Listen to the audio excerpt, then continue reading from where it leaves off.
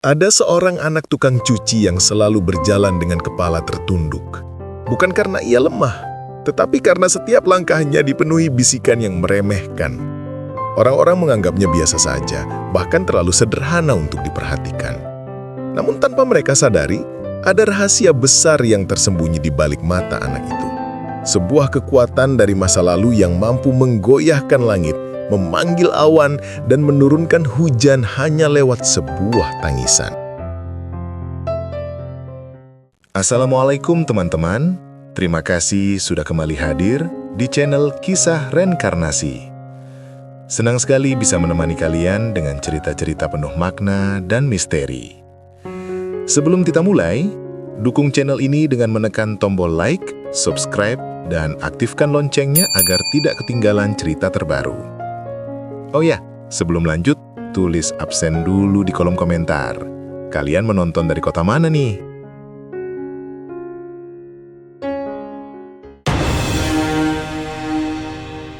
Di sebuah kampung sederhana yang penuh suara ember, kain basah, dan aroma sabun, hiduplah seorang anak bernama Rafa. Setiap pagi sebelum sekolah, ia membantu ibunya mencuci pakaian tetangga. Tangannya kecil, namun terbiasa memeras kain yang berat. Meski begitu, Rafa tidak pernah mengeluh. Ia hanya tersenyum setiap kali ibunya berkata, "Terima kasih, Nak. Tanpa kamu, ibu tidak kuat." Namun di luar rumah, hidupnya tidak semanis itu. Rafa tumbuh terbiasa mendengar komentar yang merendahkan. Bukan hinaan kasar, tapi ucapan-ucapan yang menusuk halus, yang membuat hatinya perlahan retak. Saat ia lewat menuju sekolah, beberapa orang dewasa kadang berkata pada anak mereka, "Jangan sering-sering main ke rumah itu ya. Kasihan, nanti ganggu ibunya yang sibuk cuci." Atau, "Rafa orangnya baik, tapi hidupnya susah. Kamu nanti kesian sendiri." Ucapan itu tidak bermaksud jahat, tetapi tetap membuat Rafa merasa berbeda, merasa kecil. Di sekolah pun situasinya hampir sama. Teman-temannya sebenarnya tidak membenci Rafa, namun sering menertawakannya tanpa sadar menyakiti. "Rafa, kamu bawa payung lagi, padahal mataharinya panas banget. Kamu takut apa sih? Kan cerah." Rafa hanya tersenyum, menunduk, dan memeluk payung kecil warna biru yang selalu ia bawa. Payung itu bukan sekedar pelindung dari hujan. Itu adalah benda yang membuatnya merasa aman. Ada sesuatu dalam dirinya yang ia belum mengerti. Sesuatu yang membuatnya takut pada langit yang tiba-tiba berubah. Sesuatu yang tidak bisa ia ceritakan pada siapapun. Suatu siang, saat anak-anak sedang beristirahat, Rafa duduk sendirian di bawah pohon mangga yang rindang. Ia menatap teman-temannya yang bermain bola dengan riang. Suara tawa mereka membuatnya ingin ikut, namun kaki Rafa tetap diam. Ia sudah biasa dibiarkan di pinggir. Bukan karena dibenci, hanya sering dilupakan. Seorang guru yang lewat sempat memandangnya dan berkata pelan, "Ayo ikut bermain, Rafa. Kamu harus percaya diri." Rafa hanya tersenyum kecil. "Nanti, Bu, saya lihat dulu saja." Ia selalu menjawab seperti itu, seperti tameng yang menutupi rasa takutnya. Ada sesuatu yang ia khawatirkan. Bukan tentang kalah bermain bola, bukan tentang jatuh atau cedera. Ia takut kalau ia terluka atau sedih di depan orang lain, hal aneh itu muncul lagi. Hal yang membuat langit berubah warna. Hari-hari Rafa pun berjalan seperti itu. Ia bekerja membantu ibunya, ditertawakan tanpa maksud jahat, dan terus-menerus merasa berbeda. Dan meski tidak ada yang benar-benar membencinya, ia tetap tumbuh dengan keyakinan bahwa ia tidak sepenting orang lain. Yang tidak disadari siapapun adalah, di balik sikap diamnya, Rafa menyimpan rahasia besar yang tidak pernah ia pahami. Sebuah rahasia yang akan mengubah hidupnya dan seluruh desa selamanya. Hari itu, Rafa pulang sekolah dengan langkah yang lebih pelan dari biasanya. Matahari siang begitu terik, namun ia tetap memegang payung biru kecilnya. Di pundaknya ada noda tanah yang menempel. Hasil ia terjatuh ketika temannya tanpa sengaja, atau mungkin sengaja, mendorongnya saat bermain. Di gerbang sekolah terdengar tawa beberapa anak. Rafa, kok bawa payung kalau panas? Aneh. Iya, nanti payungnya meleleh, Raf. Tawa mereka meledak. Tidak jahat, hanya keisengan anak-anak. Tapi bagi Rafa, setiap kata itu seperti beban tambahan di hatinya. Ia hanya menunduk. Aku nggak apa-apa, gumamnya pelan. Namun ketika ia berbalik, seseorang memanggilnya dengan nada yang lebih menusuk. Hei, anak tukang cuci, tas kamu basah tuh, kena sabun kali ya? Anak-anak lain tertawa lagi. Rafa tidak menatap mereka. Ia mengeratkan pegangan pada payungnya, menahan perasaan yang bergolak di dalam dada. Ada sensasi hangat yang mulai berkumpul di ujung matanya. Sensasi yang ia takutkan. Ia mempercepat langkahnya pulang. Suaranya tercekak, dadanya sesak. Dan ketika ia sampai di tikungan menuju rumah, ia tidak kuat lagi. Air matanya jatuh. 1 tetes, kemudian 2 tetes. Seiring itu angin yang tadinya panas tiba-tiba berubah dingin. Langit yang biru cerah perlahan menggelap, seperti ada tirai besar yang ditarik dari atas. Hah? Kok tiba-tiba mendung? Terdengar suara orang dewasa dari kejauhan. Rafa tidak berhenti menangis. Setiap kali ia menghirup napas terseduh, embusan angin makin kencang. Setiap tetes air matanya jatuh ke tanah, seolah mengiring sinyal ke langit. Beberapa detik kemudian, titik-titik hujan mulai turun. Pelan namun pasti. Rafa memandang ke langit dengan mata sembab.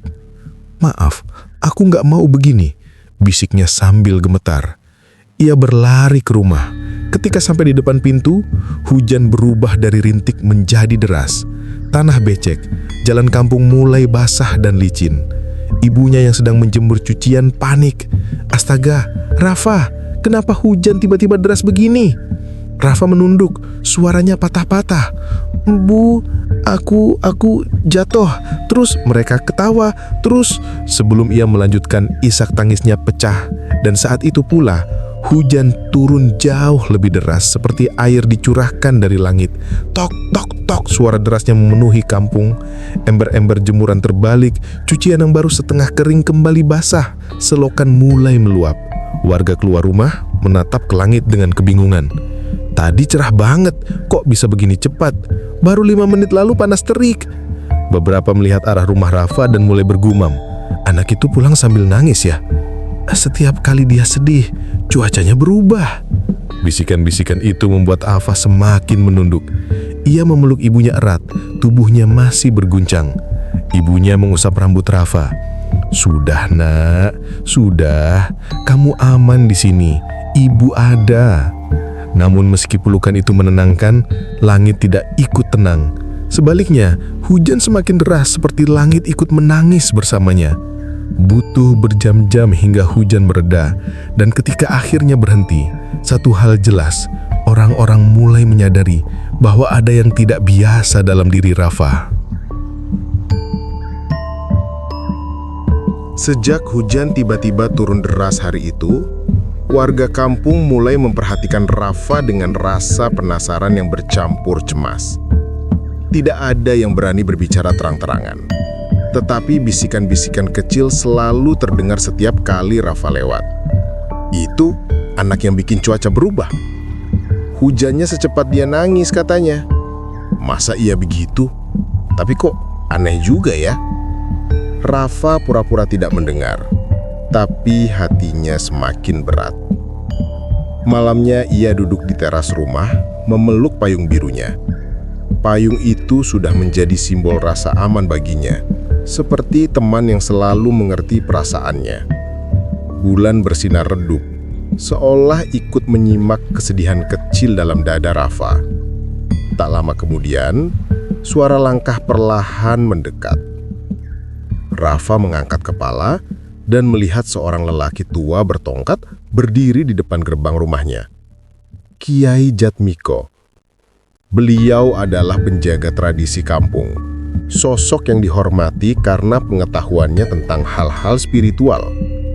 Wajahnya teduh, penuh ketenangan. Ibunya keluar dan langsung memberi salam. Loh, Kiai, malam-malam begini ada apa ya?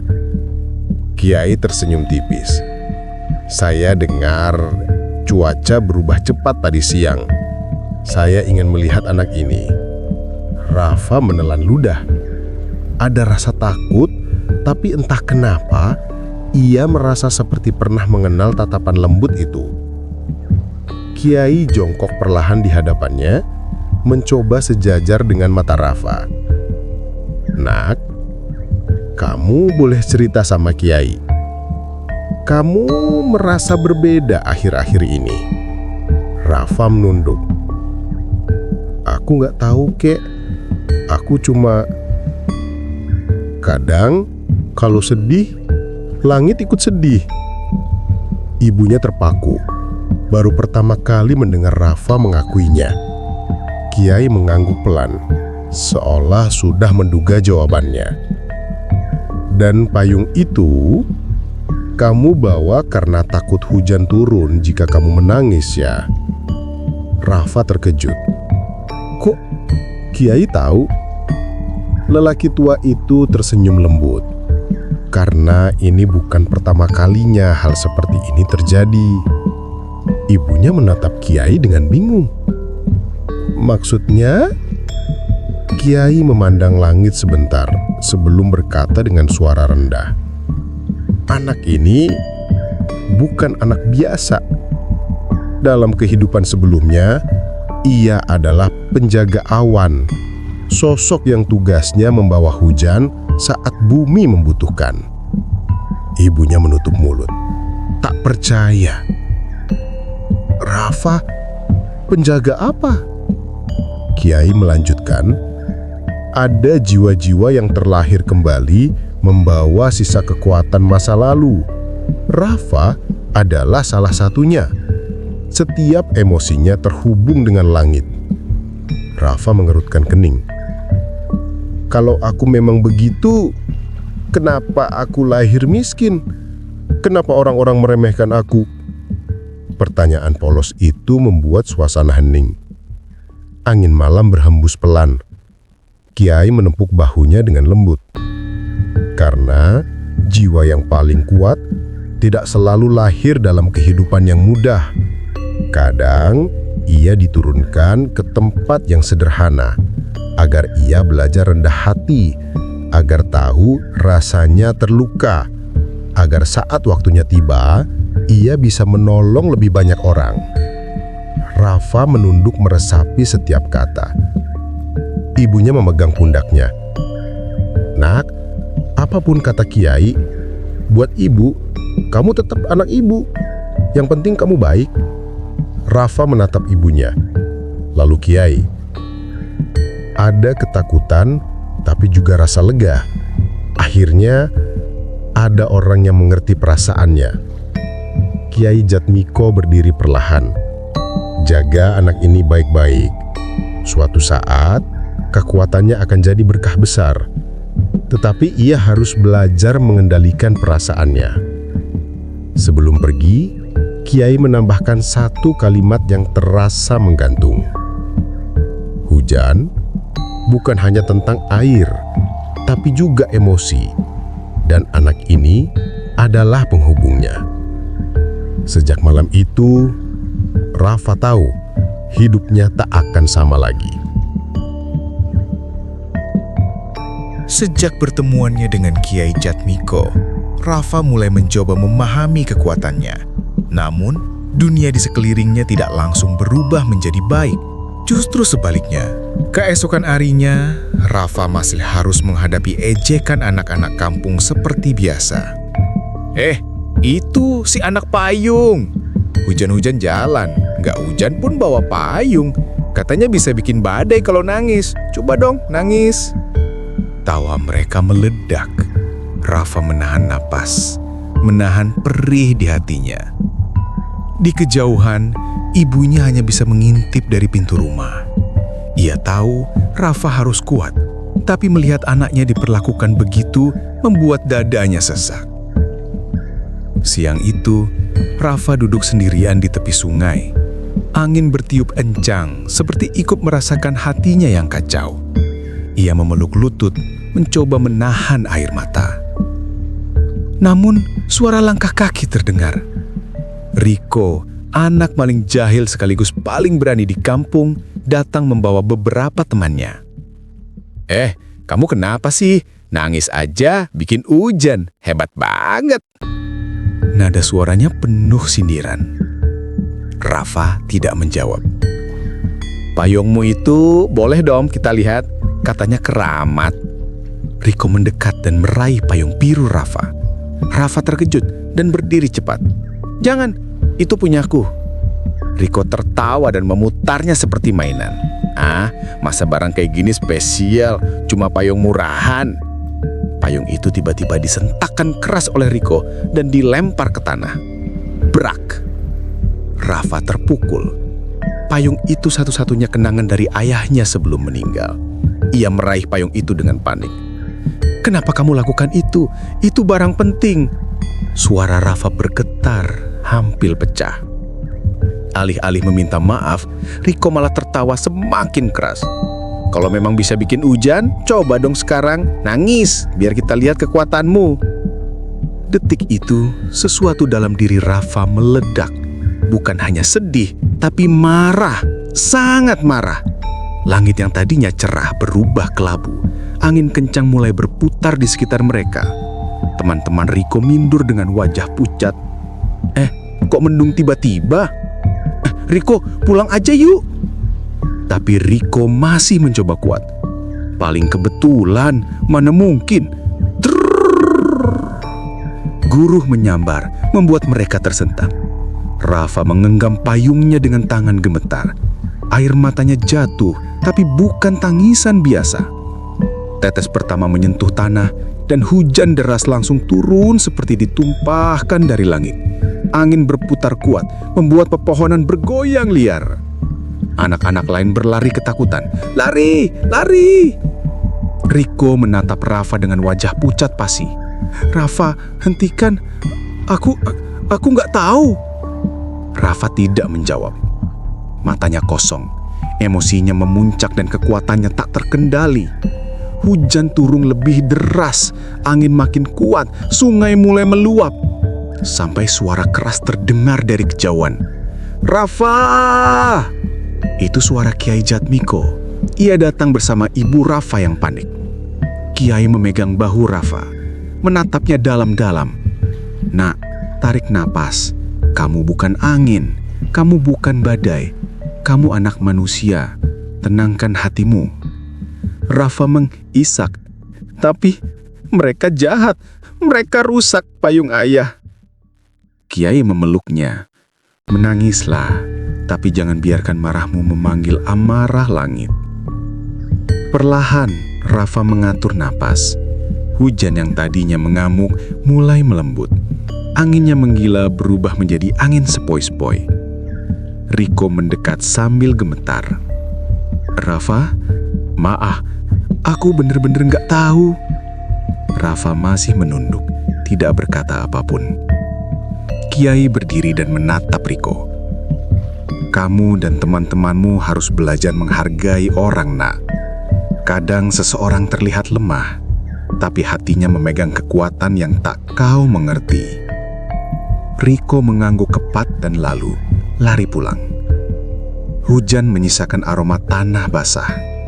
Langit kembali cerah perlahan. Rafa menatap payungnya yang rusak, lalu meneteskan air mata. Ibunya memeluknya erat. Nak, mulai sekarang kamu tidak sendirian. Kita hadapi semua ini bareng-bareng. Di dalam dirinya, Rafa tahu ini baru awal dari perjalanan panjang mengendalikan kekuatan yang diwarisinya. Setelah kejadian di tepi sungai, suasana kampung berubah. Anak-anak yang dulu mengejek Rafa kini menjaga jarak, bukan karena benci, tapi karena takut. Orang dewasa mulai membicarakannya dengan nada serius. Anak itu bisa bikin banjur kalau marah. Jangan sampai dia tersinggung.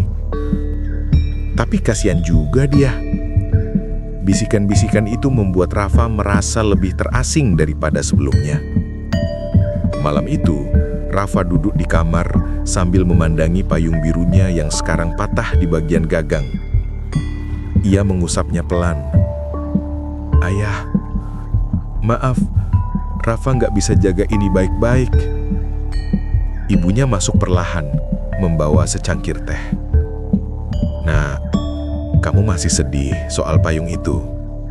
Rafa mengangguk lemah. "Itu satu-satunya peninggalan ayah." Ibunya tersenyum kecil. "Yang ayah titipkan bukan payungnya, tapi hatimu. Ayahmu ingin kamu tumbuh jadi anak yang kuat, bukan anak yang menyimpan amarah." Rafa tertunduk. Kata-kata itu menghantam tepat di jantungnya. Keesokan harinya, Kiai Jatmiko mengajak Rafa ke bukit kecil di luar kampung. Dari atas sana terlihat seluruh desa, pepohonan, sungai, dan rumah-rumah kecil yang tenang. "Nak, lihatlah kampungmu," ujar Kiai. "Mereka bukan musuhmu. Mereka hanya takut pada sesuatu yang tidak mereka mengerti." Rafa menggenggam payung rusaknya. Tangannya gemetar. "Tapi aku juga takut sama diriku sendiri, Kiai." Kiai duduk di sampingnya. "Takut itu wajar. Tapi kalau kamu terus lari, kekuatanmu akan tetap liar. Kamu harus belajar berdamai dengan dirimu." Rafa mengangkat kepalanya. "Gimana caranya?" Kiai meletakkan tangan di dada Rafa. "Dengan mengenali emosimu. Menangis bukan kelemahan. Marah bukan dosa. Tapi semua itu harus kamu kendalikan, bukan kamu yang dikendalikan." Mereka diam sejenak, menikmati hembusan angin bukit yang lembut. Tiba-tiba, dari bawah bukit terdengar suara gaduh. Sekelompok warga berlari tergesa menuju sungai. "Banjir! Banjir dari hulu! Air naik cepat!" Rafa dan Kiai saling berpandangan. Kiai langsung berdiri. "Ayo nak!" Mereka berlari turun bukit. Sesampainya di tepi sungai, air benar-benar meluap. Batu-batu bergerak terbawa arus. Beberapa warga panik mengevakuasi barang. Riko ada di sana, terlihat kesulitan memegang papan kayu yang nyaris terseret arus. "Tolong, tolong, ada adekku di seberang." Rafa menelan ludah. Ada seorang anak kecil menangis ketakutan di seberang sungai. Arus makin kuat, warga bingung, semua takut, tidak ada yang berani menyeberang. Kiai memegang bahu Rafa. "Nak, ini kesempatanmu, bukan untuk menunjukkan kekuatan, tapi untuk menolong." Rafa memegang payung birunya yang rusak. Tangannya gemetar. "Tapi bagaimana kalau aku kehilangan kendali lagi?" Kiai menatapnya penuh keyakinan. "Kamu tidak sendirian." Rafa menghela napas panjang, lalu maju mendekati sungai. Ia berdiri di pinggir, memandangi air yang mengamuk. "Rafa, kamu bisa," bisik ibunya yang baru tiba. Rafa menutup mata. Ia mengingat semua rasa. Kesedihan, kesepian, kemarahan. Tapi juga cinta ibunya dan nasihat Kiai yang lembut. Pelan-pelan, Rafa membuka mata dan berbisik, "Tenang, aku tidak ingin menyakitimu. Aku cuma ingin membantu." Anehnya, angin di sekelilingnya berubah lembut. Awan yang berarak di langit mulai berkumpul, tapi tidak gelap. Justru seperti memberikan naungan. Air sungai yang meluap perlahan melambat. Warga menatap dengan mulut terbuka. "Riko jerit, 'Rafa, tolong adikku!' Rafa mengangkat tangan, menatap arus dengan tekad yang bulat. Hujan tipis mulai turun. Hujan yang menenangkan, bukan menghancurkan. Arus sungai mereda cukup untuk Rafa melangkah masuk. Warga memanggil panik, "Jangan, bahaya!" Tapi Rafa menoleh dan berkata dengan suara tenang, Aku tidak sendiri. Ia menyeberang perlahan. Air hanya setinggi lutut sekarang. Dan dalam beberapa detik, Rafa berhasil menggendong adik Riko dan kembali ke tepi sungai. Saat ia tiba di darat, warga bersorak. Riko memeluk adiknya sambil menangis. Rafa, makasih. Maaf buat semuanya. Rafa tersenyum kecil. Sudah, gak apa-apa. Kiai menepuk pundaknya dengan bangga. Kamu sudah menemukan kendalimu, nak. Langit kembali cerah. Hujan berhenti pelan-pelan tanpa meninggalkan jejak amarah. Dan untuk pertama kalinya, Rafa tidak takut lagi pada dirinya sendiri. Teman-teman, dari kisah Rafa kita belajar bahwa setiap manusia menyimpan kekuatan di dalam dirinya, entah berupa keberanian, ketulusan, ataupun kemampuan yang tidak disadari. Namun kekuatan sebesar apapun tidak akan berarti jika digunakan untuk membalas kebencian.